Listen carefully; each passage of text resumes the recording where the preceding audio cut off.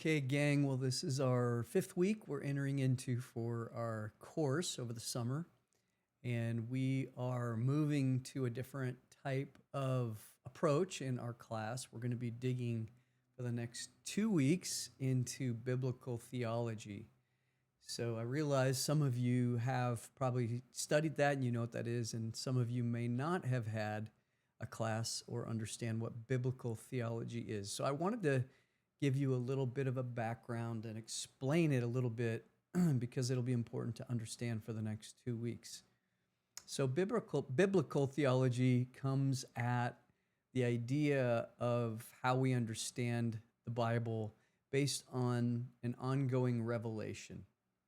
In other words, we see the scriptures as God giving us revelation over time. So we can go back and we can look at Genesis, and we know that Genesis, Exodus, Leviticus, Numbers, Deuteronomy, this is the beginning of God's revelation, but he added to it and he added to our understanding as revelation continued. And so what we see when we look through the lens of biblical theology is we look at, okay, how did God want us to start understanding something? And then in time, how did that image or metaphor or theme or understanding deepen? So we could look at this through a number of different themes. So let's say, for example, the idea of salvation. Well, of course, in Genesis 1, 2, 3, we see the need for salvation after Adam and Eve were removed from the garden. And so something has to be restored. And then we see that story continue with the idea of rescue in Exodus chapter 12. It's the first kind of salvation or redemption out of slavery from Egypt. And then we see the process of what we would now say sanctification through the wilderness over those 40 years. So God's ongoing work. Once he's saved or redeemed them, how does he continue to shape them or form them? And then that becomes a model for how we see the Old Testament text play out, this constant need to return to Yahweh and what gets restored in that process. But then Jesus coming gives it more color.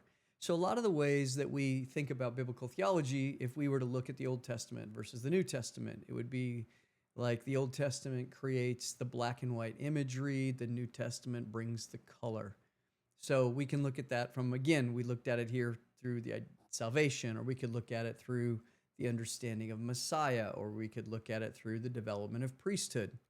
Where did we first see priesthood? Well, Melchizedek, and then the Abrahamic priesthood, and then what that continued to look like as priesthood developed, and then, of course, Jesus as the high priest. So this idea continues to be revealed or unfolds over time. So that's the way biblical theology works.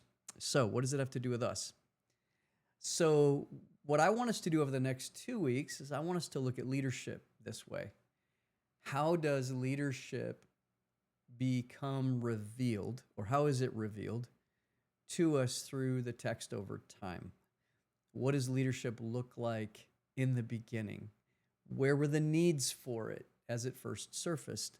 And how in time did that continue to unfold? And what we learn about leadership grows as that revelation grows.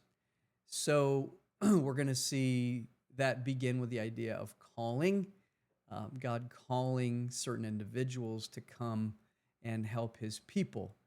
But we see that even as a part of creation. So all the way back to even before what we call the fall in Genesis 3, we see Adam naming animals, stewarding, feeling a responsibility for the creation as a co-partner, co-regent with Yahweh.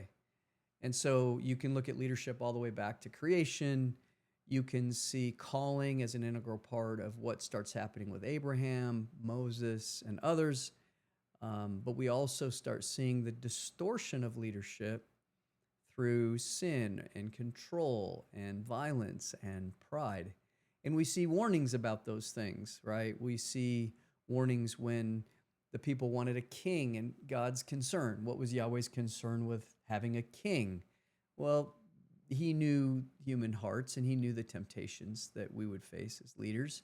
So he certainly knew the attraction of wealth and power, but he also warns the people something that I think is really profound. He says, the concern I have for you in having a king is that the king will start to elevate themselves above their brothers. And so what we see, even back to the judges, is in the time of the judges, we see leaders really as one of the community, although they play a special important role. We see that shift when we start having kings. Kings elevate themselves. They want servants. They want people to serve them. And they see their role is very different. And this, of course, leads to all the problems that we have with kings. But it was all predicted and told to us by Yahweh and his concerns. So these are the kind of things we learn about as we look at this through this lens of biblical theology. We start seeing over time the emergence of more shared leadership. We see the role that the prophet plays with the king and the important back and forth balance that they create. But when we start getting into the New Testament, we start seeing this play out even more. The tension between God's calling and servant leadership and this human desire for control and how it plays. We certainly see it with the disciples trying to understand leadership, even in the questions that they ask. Can I sit at the right? And can I sit at the left? And Jesus, of course, has to teach the disciples over and over again that this is not about ruling over like the Gentiles do. This is about servant leadership. Can you drink the cup? Right? And then we, of course, see this with Paul too. Paul, especially in 2 Corinthians, but really elsewhere, Paul is pushing on this idea that many leaders see their role as triumphalistic, of controlling, of leading the people to victory. And Paul is saying, no, don't be confused by leaders there in Corinth that are calling you to this kind of triumphalistic understanding. He goes, look at me and see my suffering. And that's what you should see, that it's through our weakness, it's through our suffering, it's through the ways that God is having to show his glory in me that true leadership is revealed. And so this is upside down from the way the world thinks about leadership. So that's what we're really hoping to do. Now, what I did for you this week is I put an article from the New Dictionary of Biblical Theology. It came out in 2000, and that's a really significant reference book. But what it does is it looks at biblical theology and it takes these themes and traces them through Scripture. So this article, which I uploaded for you, and if you go to the required readings under week 5 Scripture and readings, right at the top, required readings, and it's by A.D. Clark, and you'll see a link there that you can download. It's just a 6-page entry from an encyclopedia or dictionary. And this will kind of do what I'm talking about. It will give you this overview about how leadership is revealed to God's people over time. So we'll start with that article, and then the next 2 weeks, I have you really immersed in Scripture.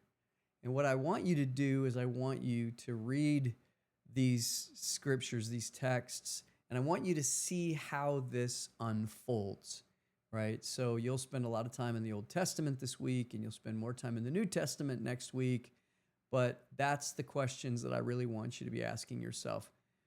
What does God see in a leader that others may not? How does divine choice challenge some of our conventional assumptions about strength and leadership? And what is it that we need to be paying attention to that God is calling his leaders to? So this should be a really fun couple weeks immersed in our Bibles together. So looking forward to reading your discussion, questions, and posts, and I'm looking forward to your reflections, which, by the way, I've really enjoyed getting to know you and watching you on this journey. So that's the plan for the week. May God bless your efforts.